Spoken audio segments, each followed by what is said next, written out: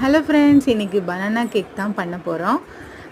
வீட்டில் கொஞ்சம் பனானாஸ் இருந்தது. ஸோ அதை வச்சு நான் கேக் பண்ணி தரேன், ஸ்கூலுக்கு போயிட்டு வா அப்படின்னு சொல்லிட்டு தம்பியை ஸ்கூலுக்கு அனுப்பி வச்சாச்சு. அதுக்கப்புறம் நான் என்னோடய கேக் வேலையை ஸ்டார்ட் பண்ணிட்டேன்.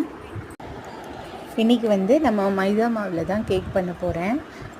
எப்பயாவது ஒன் டைம் தானே அப்படின்னு சொல்லிட்டு நான் மைதா மாவு தான் இன்றைக்கி சூஸ் பண்ணியிருக்கேன். காரணம் என்னென்னா, இதில் உள்ள அந்த ஸ்பாஞ்சு, அந்த ரொம்ப சாஃப்ட்னஸ் எனக்கு கோதுமை மாவில் பண்ணும்போது வர மாட்டேங்குது.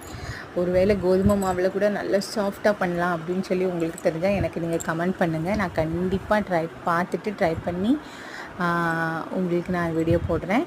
இப்போதைக்கு நான் மைதா மாவில் தான் பண்ணிகிட்ருக்கேன்.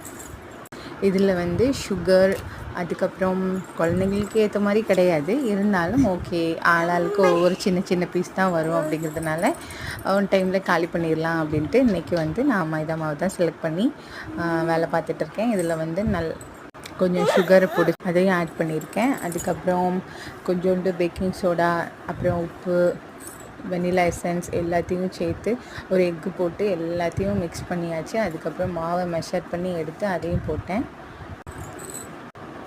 நான் கொஞ்சம் சன்ஃப்ளவர் ஆயில் ஆட் பண்ணியிருக்கேன். பனானாவை கிரைண்ட் பண்ணும் போதே நான் மில்க் ஆட் பண்ணிட்டேன். ஆக மொத்தம் எல்லாத்தையும் மிக்ஸ் பண்ணியாச்சு.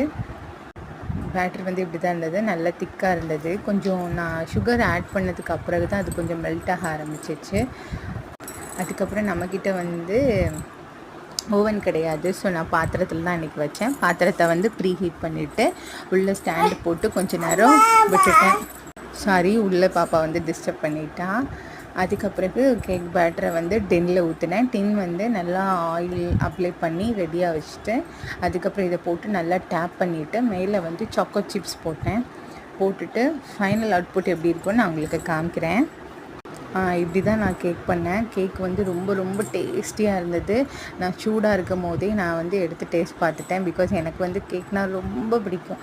நான் ஒரு பெரிய கேக் லவர். ஸோ எனக்காகவே நான் கேக் செய்ய கற்றுக்கிட்டு, அதுக்கப்புறம் எனக்கு தோணும் போதெல்லாம் ப்ரௌனி, அதுக்கப்புறம் கேக்குன்னு சொல்லிட்டு நானே செஞ்சு சாப்பிட்டுக்கிடுவேன். ஆனால் காட் கிரேஸ், இது நாள் வரை ஒரு தடவை கூட சொதப்புனதே கிடையாது. எத்தனை தடவை நான் செஞ்சு பார்த்தாலும் அத்தனை தடவையுமே ரொம்ப ரொம்ப நல்லா தான் எனக்கு வந்திருந்தது. ஏன்னா பேசிக்காக ஒன் டைம் சொதப்பிருச்சு அப்படின்னு சொன்னால் நெக்ஸ்ட் டைம் அதை ட்ரை பண்ண யோசிப்பாங்க. ஆனால் நான் அப்படி கிடையாது, விடாமல் அதை பண்ணிகிட்டே இருப்பேன். ஆனால் எனக்கு கரெக்டாக வந்துடுறதுனால நான் தப்பிச்சிட்டேன். ஓகே, ஆனால் இந்த கேக் ரொம்ப டேஸ்ட்டாக இருந்துச்சு. நீங்களும் உங்கள் வீட்டு சுட்டீஸுக்கு என்னென்னலாம் ஸ்நாக்ஸ் பண்ணி கொடுப்பீங்க அப்படின்னு சொல்லிட்டு எனக்கு ஒரு கமெண்ட் பண்ணுங்கள். நெக்ஸ்ட் வீடியோ நான் என்ன மாதிரி ஸ்நாக்ஸ் ரெசிபி போடலாங்கிறதையும் எனக்கு கமெண்ட் பண்ணுங்கள். தேங்க்யூ.